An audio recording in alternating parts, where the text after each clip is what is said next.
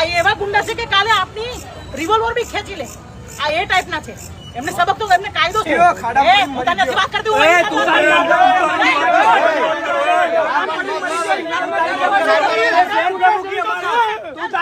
ગુંડા જેવી તો તું છે અને અમને ગુંડા કહે છે. છું જ. તું તારી કેમ કરો? તમારું છે મારું નહીં. તરીકે આ તો ઓફિસરની રીતે રોજ ગુંડા નહીં જવાનું. અને તું તારી કેમ કરો?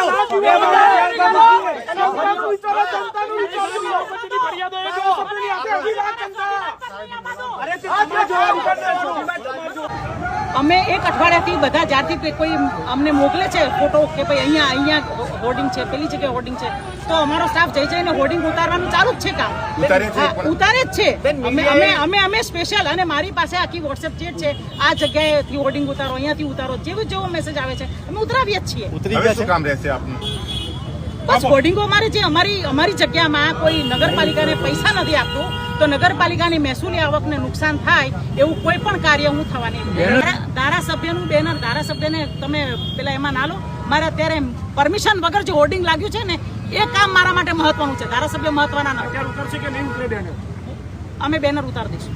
કે ચીફ ઓફિસર એ મહિલા છે અને એને બોલવાનો જે પણ અધિકાર છે. મને લાગે છે કે જે રીતે ચીફ ઓફિસર વાતો કરે છે કે ખાડા તમે પાડો છો, સ્ટ્રીટ લાઇટો તમે બંધ કરાવો છો, આ બધું જોતો મને એવું લાગે છે કે ચીફ ઓફિસરનું મગજ એ ઠેકાણે નથી અને જેનું મગજ ઠેકાણે ના હોય એવી વ્યક્તિ ગમે તે બોલે એને બોલવાનો અધિકાર. પહેલાં તો આજની તારીખે આ જે હોર્ડિંગ છે એની માલિકી એ પરિશ્રમ એજન્સીની છે.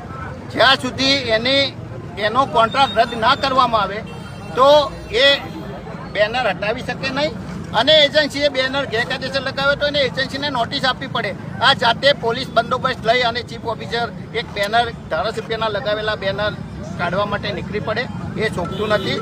અને અમે જે એજન્સીને કોન્ટ્રાક્ટ આપેલો હતો એને કહેલું હતું કે 28 મારો જન્મદિવસ પૂરો થાય તો રાતે તારે બેનર ઉતારી દેવાના. એક દિવસનો સવાલ હતો. અમે 7 દિવસથી બેનર લગાવ્યા છે. તો ચીફ ઓફિસર વિકાસના કામોમાં એને રસ નથી, પાટણની ગંદકી સાફ કરવામાં રસ નથી અને આવા બેનર ઉતારવા જાતે નીકળી પડે છે. Chief officer